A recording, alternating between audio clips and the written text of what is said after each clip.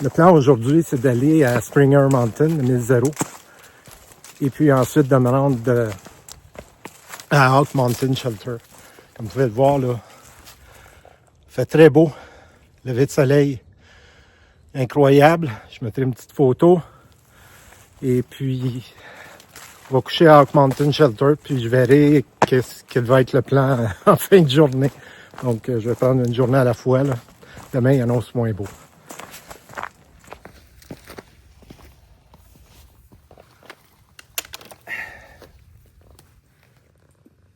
C'est la première balise blanche. Première White Blaze de l'Appalachian Trail.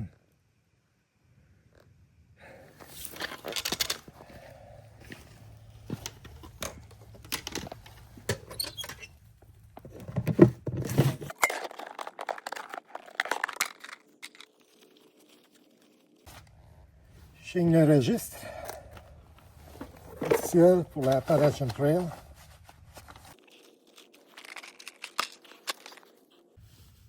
En passant,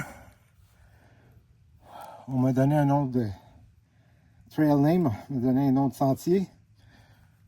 Je vais essayer de vous laisser deviner c'est quoi. Je vais vous donner une couple de jours.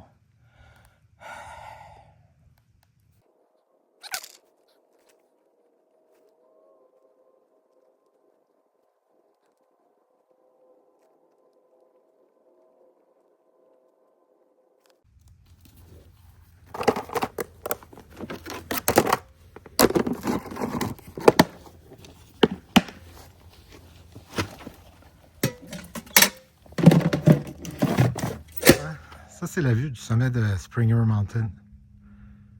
Donc ça pointe vers l'ouest, nord-ouest en fait. Donc au loin là-bas, c'est le Tennessee. C'est le fameux premier ruisseau qu'on voit dans l'Appalachian Trail que tous les gens filment avant de traverser. Pas grand-chose selon moi. Là, je traverse en ne regardant plus la caméra, mais où je mets les pieds. Donc, beau petit ruisseau. Forêt de rhododendron. Il y en a beaucoup près des ruisseaux et des rivières, j'ai remarqué. Donc, c'est le gros paysage à voir ici. Il est 12h15 environ. Là, je rêve d'une chose. Je rêve de me débarrasser de mon avocat que je traîne dans mon sac, qui non seulement est pesant, mais il prend de la place. Donc, avec ça, 2 tortillas, un avocat, puis un sac de thon ou salade de poulet, là, je me souviens plus.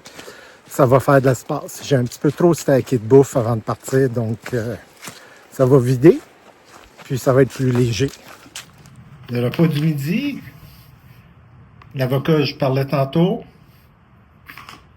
avec un tortilla, puis ça va être... non, ça sera pas ça. Ça sera pas rice and bean with tuna.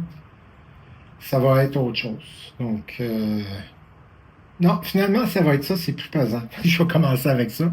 Vider mon sac le plus possible. Petite bouteille d'huile d'olive. Et j'ai bien entendu Neil et Jean-Robert III qui m'accompagnent. Donc, bon appétit! Je ne regarderai pas la caméra, il faut que je regarde où je marche, sinon je vais me péter à ma boulette. Les avocats, les fruits, je traîne pas ça dans la rando. Donc, ce que je fais habituellement, c'est que j'achète un fruit frais, un avocat, je le traîne avec moi puis je le mange dès que possible. Parce que malheureusement, ça prend beaucoup de poids et de place dans mon sac. Donc, et là, ben, ça faisait 2 jours que je traînais l'avocat dans mon sac à dos. Je suis traîné de le traîner. Et comme j'avais couché au Landfoot Hiking, j'avais pas mangé, j'ai rien mangé. Il faut vraiment que je regarde où je marche. J'ai rien mangé de mon sac depuis 2 jours. Donc, il est encore plein avec 4 repas complets, 4 journées de repas. Donc, j'étais content de le vider. En passant, j'étais arrêté au Stover Creek Shelter.